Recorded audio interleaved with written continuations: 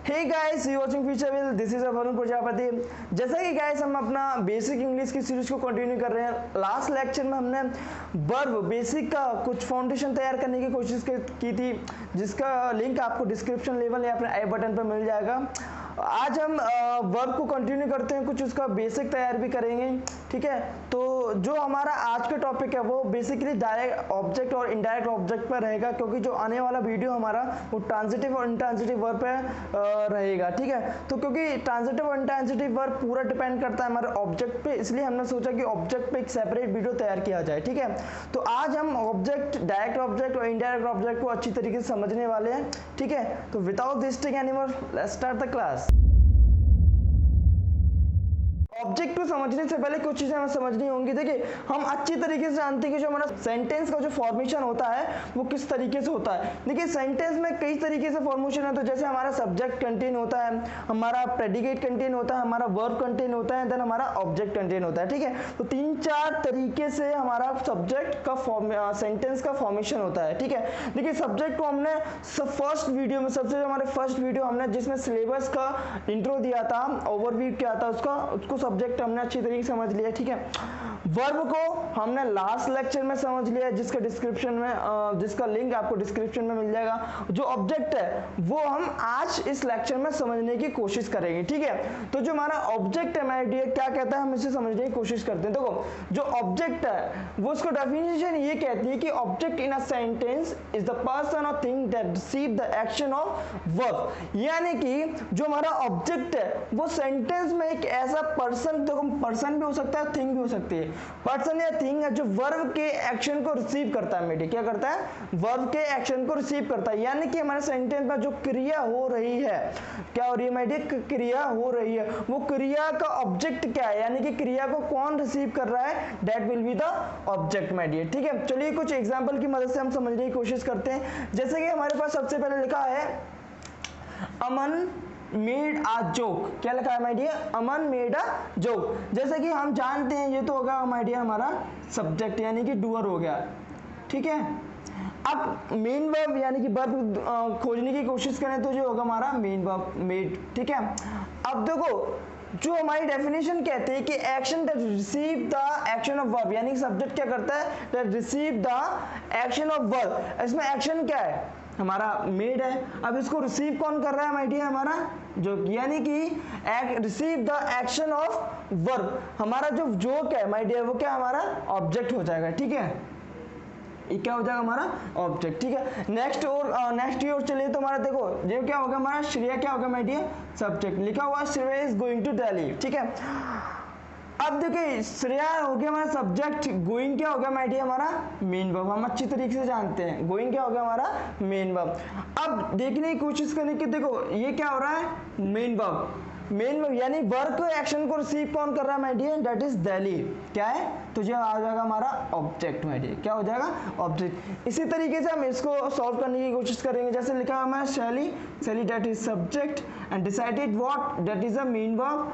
और कंटिन्यू करना क्या होगा माय डियर हमारा ऑब्जेक्ट। ठीक है, तो हमने ऑब्जेक्ट को फाइंड आउट करना सीख लिया, ऑब्जेक्ट होता क्या है ये भी सीख लिया। ठीक है, अब हमने क्या किया, ऑब्जेक्ट को माय डियर दो तरीके से डिवाइड कर दिया, दो भागों में बांट दिया। The first one is direct object, second one is indirect object. अब इन दोनों को भी डिस्क्रिप्टिव लेवल से समझने की कोशिश करते हैं। देखिए डायरेक्ट ऑब्जेक्ट क्या कहता है, हम समझने की कोशिश करते हैं। हमारी डेफिनेशन कहती है कि my dear direct object receive the action of verb. ठीक है, वही कहानी है जो भी हमने ऑब्जेक्ट में समझी है, बस हमें फाउंड आउट करना है कि कौन सा डायरेक्ट ऑब्जेक्ट है माय डियर और कौन सा इनडायरेक्ट ऑब्जेक्ट है। देखिए आगे हमारी जो डेफिनेशन वही कहती है कि अ direct object answer the question of what और हु।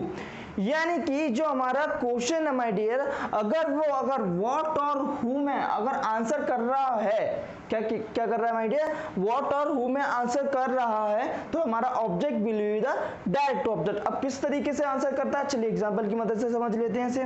देखिए यहाँ पर लिखा हुआ है कि रिया बॉट अ सैंडविच। रिया ने क्या खरीदा, एक सैंडविच खरीदा। क्या खरीदा, सैंडविच। अच्छी तरीके से जानते हैं, ये तो हो गया हमारा भैया सब्जेक्ट। ठीक है, और व्हाट मतलब क्या होता है, खरीदना, तो जो होगा हमारा मेन वर्ब माय डियर। क्या होता है, मेन वर्ब। ठीक है, अब ये डायरेक्ट ऑब्जेक्ट क्या कर रहा है कि हमारा डायरेक्ट ऑब्जेक्ट कहता है कि अगर आंसर हमारा व्हाट और हु में आ रहा है, अगर हम क्वेश्चन बनाने की कोशिश करें तो आंसर अगर हमारा व्हाट और हु में आ रहा है तो हमारा object will be a direct object. तो ये तो मैं पता है कि भैया सैंडविच तो हमारा क्या आ गया, ऑब्जेक्ट। अब इसको डायरेक्ट ऑब्जेक्ट किस तरीके से कह सकते हैं, देखो सैंडविच क्या है हमारा, डायरेक्ट ऑब्जेक्ट है। क्यों डायरेक्ट ऑब्जेक्ट है, as it answer the question of what did Riya buy, यानी कि क्या कर रहा है, ये पूछ रहा है कि व्हाट डिड रिया बाय, तुम्हारा ये आ गया व्हाट, यानी कि जो हमारा व्हाट में क्वेश्चन यानी कि आंसर कर रहा है। तो ये हमारा जो हमारा सैंडविच है वो क्या हो जाएगा माय डियर, डायरेक्ट ऑब्जेक्ट।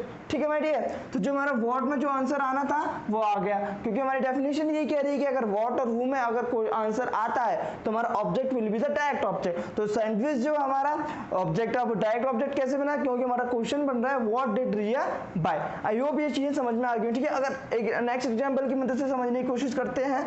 देखिए ये क्या हमारा माय डियर, हम अच्छी तरीके से जानते हैं सब्जेक्ट, आई क्या हमारा सब्जेक्ट। ठीक है, मीट मतलब मिलना, मिलने को हम क्या बोलेंगे, मीन भाव हमारा हो गया। ठीक है, और जो नेहा है वो क्या माय डियर हमारा डायरेक्ट ऑब्जेक्ट। अब इसको किस बेसिस में कह रहे हैं, क्योंकि जो हमारा क्वेश्चन है वो माय डियर हमारा बन रहा है हु में, किस में बन रहा है माय डियर, हु में। तो हमारा जो डेफिनेशन वो यही कह रही है कि अगर क्वेश्चन हमारा व्हाट और हु में बन रहा है तो the object will be direct object. ठीक है, तो नेहा क्या हो जाएगा माय डियर हमारा डायरेक्ट ऑब्जेक्ट। ठीक है, आई होप यहाँ तक समझ में आ गया। तो डायरेक्ट ऑब्जेक्ट को हमने अच्छी तरीके से समझ लिया। अब बढ़ते हैं हम अपने इनडायरेक्ट ऑब्जेक्ट की ओर। तो इनडायरेक्ट ऑब्जेक्ट बहुत ही ज्यादा इजी है समझने की, ज्यादा दिमाग लगाना नहीं है हमें, क्या करना है बस इसकी डेफिनेशन को बड़ी गौर से पढ़ना है। हमारा इनडायरेक्ट कहता है कि an indirect object answer the question of to whom और for what।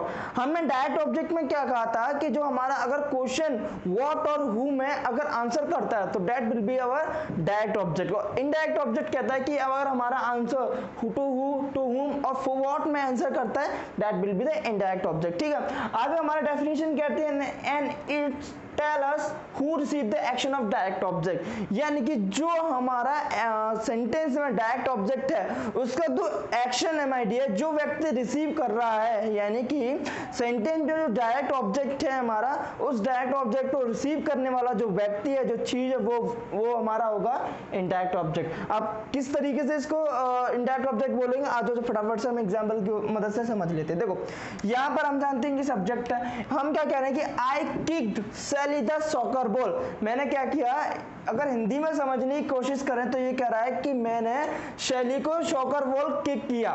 मैंने क्या किया, शैली को सॉकर बॉल किक किया। देखो डायरेक्ट और इनडायरेक्ट ऑब्जेक्ट में हम समझने के लिए अगर अच्छी हमारा वोकैब अच्छी है तो हम कोशिश यही करें कि इनकी हिंदी प्रोनाउंस करने की कोशिश करें, हिंदी में इसको ट्रांसलेट करने की कोशिश करें मेरे लिए। ठीक है, तो आई का मतलब क्या है, मैं आई किक्ड शैली द सॉकर बॉल, मैंने शैली को सॉकर बॉल क्या किया, किक किया। देखिए ठीक है, तो आई हो गया हमारा सब्जेक्ट माय डियर।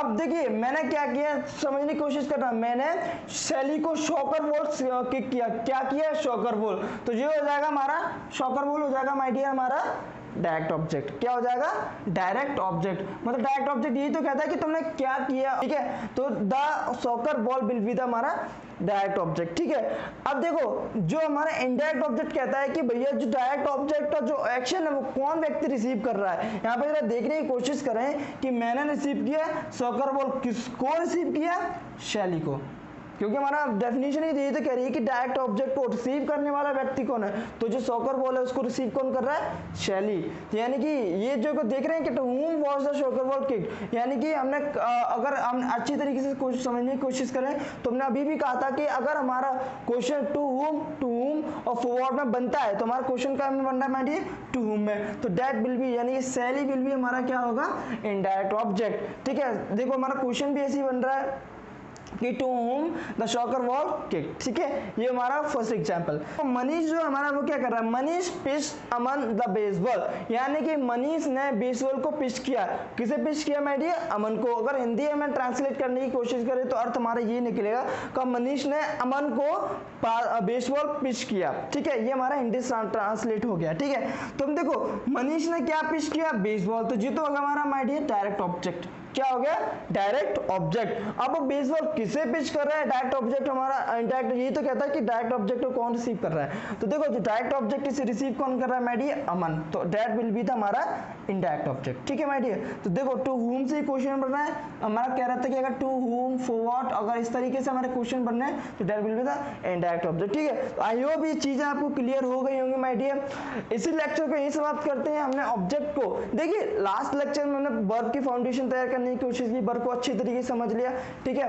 हमने अपना जो फाउंडेशन था ऑब्जेक्ट का, जो हम अपने आने वाले वर्ब को समझने के लिए तैयार कर रहे हैं, जो ट्रांजिटिव और इंट्रांजिटिव वर्ब है, क्योंकि ट्रांजिटिव और इंट्रांजिटिव वर्ब को समझने से पहले हमें ऑब्जेक्ट बड़े क्लैरिफाई होना चाहिए, अच्छी तरीके से समझ में आना चाहिए, इसलिए हम ऑब्जेक्ट की आज सेपरेट वीडियो बना के आपके लिए लेके आए, ठीक है। तो इसको यहीं समाप्त करते हैं, आने वाले लेक्चर में अपने ट्रांजिटिव और इंट्रांजिटिव वर्ब को अच्छी तरीके से समझेंगे, ठीक है। तब तक के लिए खुश रहें, धन्यवाद।